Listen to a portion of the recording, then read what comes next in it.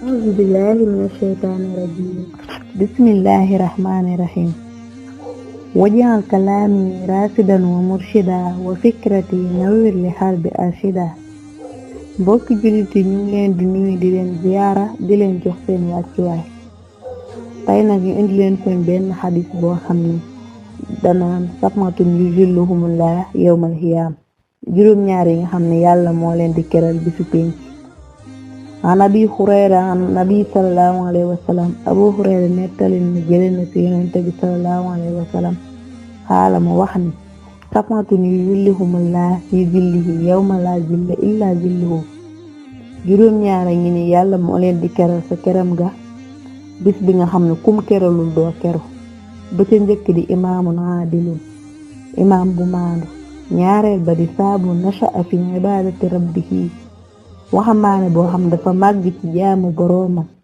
ñetteel ba di rajulun qalbuhu mu'alliqun fil masaajidi, waajoo xam ne xolam ba dañ koo wekk ci jàkka ba nga xam ni su xëyee jullee suba sa jàkka ja dafay yàkkamti tisbaar jot, bu jullee tisbaar yàkkamti tàkkusaan jot.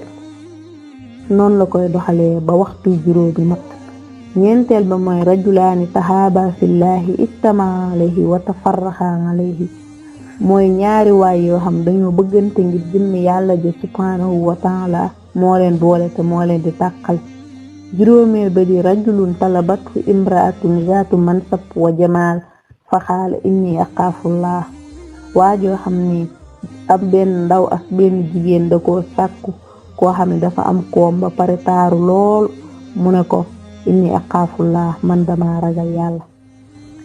juróom benneel ba di rajulun tasaddaqa bi sadaqati fa axfaaha hatta la ta'lamu simaaluhu ma tunfiqu yaminuhu, waajoo xam day saraxa ab sarax boo xam ni da koy nëbbu ba nga xam ni càmmooñam ba du xam lu ndeyjooram ba joxe.